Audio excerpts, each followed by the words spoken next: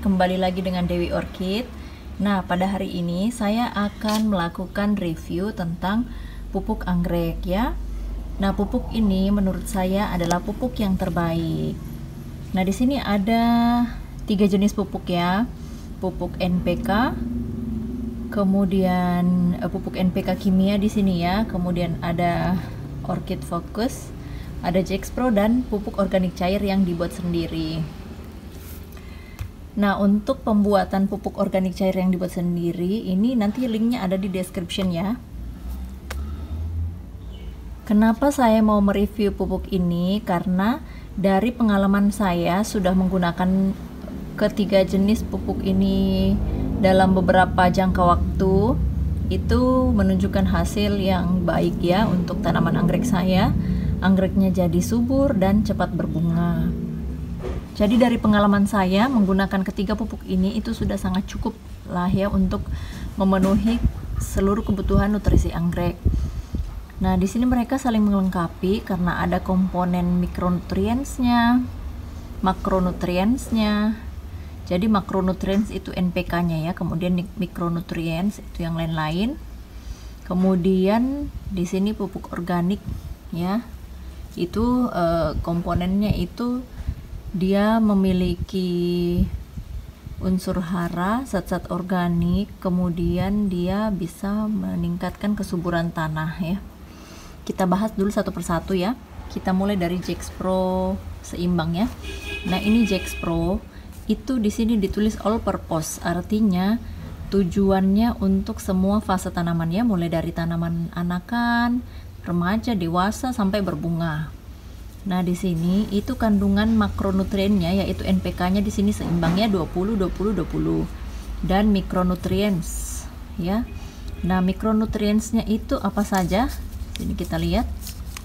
Ada sini ya, ada aluminium, boron, kalsium, klorida, kuper atau tembaga, besi, magnesium, mangan, kemudian molibdenum, zinc, natrium, dan sodium ya, sulfur ya, sulfur. Jadi ini mikronutriensnya itu sangat banyak ya.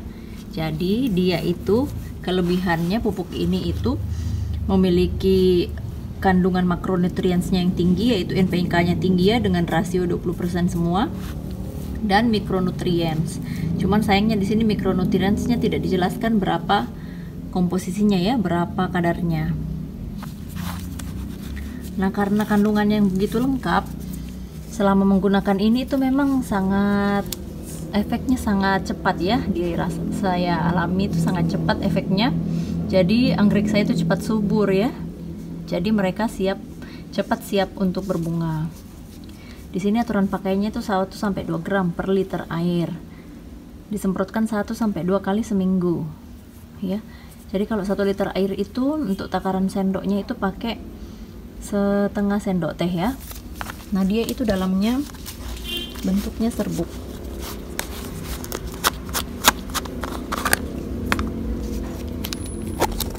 Seperti ini ya. Serbuk berwarna biru. Ini penggunaannya sangat gampang ya, karena dicampur dengan air itu dia sangat mudah larut. Oke, kemudian yang berikutnya. Ini Gexpro Blossom Booster, artinya dia untuk booster untuk merangsang pembungaan ya. Blossom Booster. Nah, di sini rasionya 10 30 20. Jadi kalau untuk pupuk pembungaan itu memang kandungan fosfornya harus lebih tinggi ya. Di sini 30%. Kemudian kaliumnya atau potasiumnya juga tinggi 20. Nah, jadi sebenarnya kalau kita sudah menggunakan pupuk ini itu sudah cukup ya, yang ini yang seimbang. Tapi jika kita ingin lebih mempercepat lagi, ingin memaksimalkan untuk pembungaan ya, kita bisa tambahkan yang ini ya. Jadi dia kalau fase vegetatifnya sudah maksimal, anggreknya sudah subur, boleh kita kemudian pindah ke yang ini, Blossom Boosternya. Nah, di sini with micronutrients juga.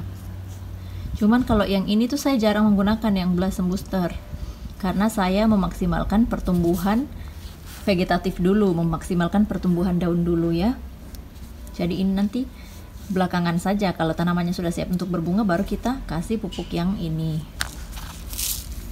Nah itu cara penggunaannya juga sama, untuk kandungan mikronutriennya juga sama ya, cuman rasio NPK-nya yang berbeda di sini. Nah kenapa saya sangat suka dengan pupuk Jexpro ini, karena dia komposisinya yang sangat lengkap ya, dengan mikronutriensnya, NPK-nya yang sangat tinggi, kemudian lengkap mikronutrients, jadi sudah sangat komplit ya. Jadi kalau kita menggunakan satu macam pupuk saja itu sudah cukup ya sebenarnya. Kemudian yang ketiga, Orchid Focus Bloom. Nah ini itu juga sebenarnya produk luar negeri ya, sama seperti Jexpro, ini produk luar, impor. Ini juga. Nah kenapa saya suka menggunakan ini produk-produk luar seperti ini, karena mereka itu sangat sangat memperhatikan komposisi pupuknya, mikronutrientsnya, kombinasinya semua sangat bagus, sangat lengkap ya. Nah di sini itu pupuk ini sebenarnya kita tidak bisa menggunakannya cuman sendiri saja, karena dia itu dominannya itu mikronutrientsnya. Jadi untuk NPK-nya itu dia sangat rendah di sini ya, rasionya NPK itu 1,1, 1,5, 2,4, jadi sangat rendah ya. Nah tapi ada kandungan yang lain, yaitu kalsium, tembaga, besi, manganis, molybdenum, zinc, kemudian dia also contains magnesium, ada sulfurnya, boron, humic acid, fulvic acid.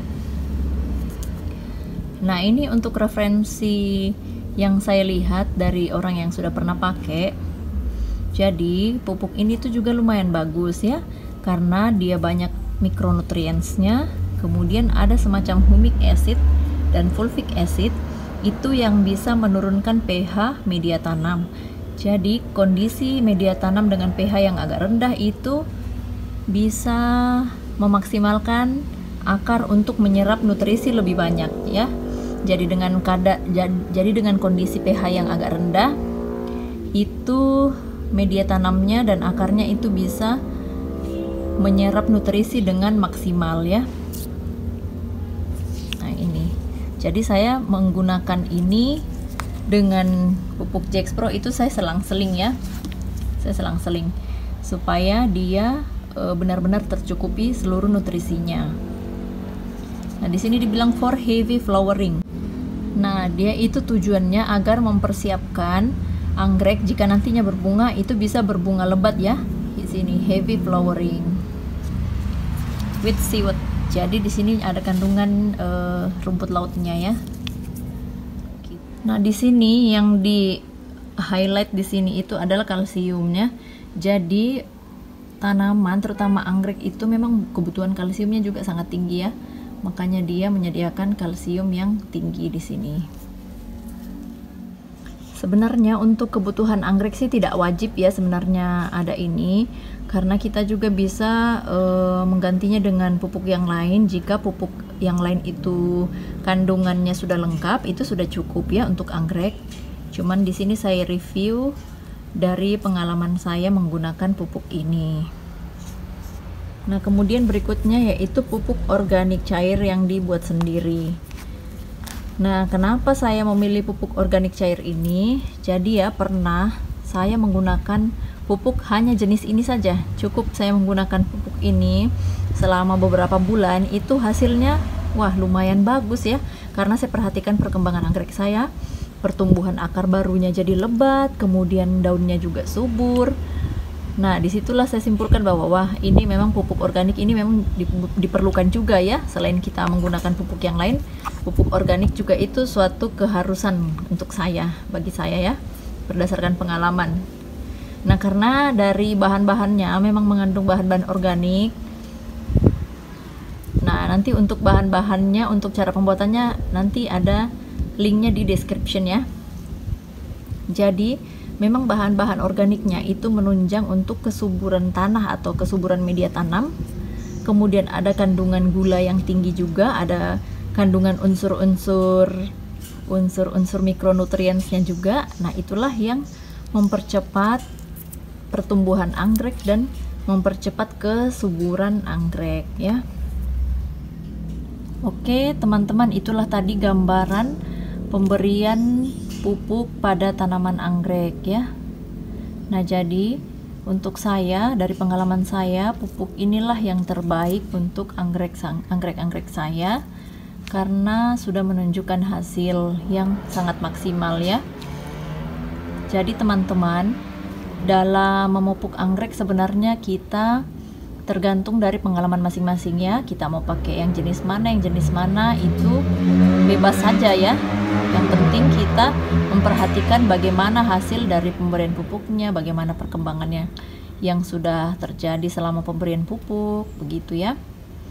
Nah selama ini saya itu sudah mencoba banyak jenis pupuk anggrek, mulai dari Namira, pupuk hantu, pupuk apa itu ya, pupuk yang kombinasi itu A plus B itu, kemudian Growmore dan lain-lain, saya sudah coba semua ya. Tetapi pada akhirnya ya saya stuck dengan satu jenis, dengan 3 jenis ini pupuk ini ya. Karena dengan ini saja itu sudah kebutuhan dan pertumbuhan anggrek saya itu sudah maksimal. Jadi teman-teman itu tidak perlu takut juga untuk mencoba jenis-jenis pupuk yang mana yang cocok ya untuk kalian. Yang penting kita memperhatikan kombinasi pupuknya ya. Yang penting itu sudah terpenuhi kebutuhan makronutriens dan mikronutriensnya ya. Nah selain penggunaan pupuk-pupuk ini, jika kita ingin menambahkan substansial lain dari pupuk-pupuk organik atau limbah-limbah rumah tangga, itu bisa juga ya. Nah kadang-kadang saya juga itu menggunakan pupuk organik dari limbah-limbah dapur seperti air kulit bawang merah, rebusan kulit bawang merah, atau air bawang merahnya yang di blender. Kemudian bisa juga dengan potongan-potongan kulit pisang, bisa juga dengan kulit telur dan lain-lain. Itu teman-teman bisa coba semua ya. Ada juga yang menggunakan itu ampas teh, ampas kopi dan segala macam, itu tergantung kreasi kita saja. Yang penting kebutuhan mendasarnya itu sudah tercukupi ya. Nah kemudian ada juga yang bertanya, bagaimana dengan penggunaan pupuk slow release, semacam Dekastar atau Osmocote. Nah itu juga bagus ya. Jadi kalau misalnya teman-teman mungkin terlalu sibuk atau takut lupa memupuk, itu bisa digunakan juga ya. Jadi sebagai selingan dengan pupuk-pupuk yang lain ya. Itu untuk membantu kita ya apabila kita tidak sempat memupuk. Jadi dia tetap tersedia unsur haranya. Oke teman-teman, sekianlah review dari saya. Semoga ini bisa memberikan gambaran ya tentang bagaimana sih pemupukan untuk anggrek yang baik. Dan jika teman-teman mempunyai cara tersendiri untuk memupuk, itu juga bagus ya. Ini hanya review berdasarkan pengalaman dari saya sendiri. Semoga bermanfaat. Terima kasih yang sudah menonton. Assalamualaikum warahmatullahi wabarakatuh.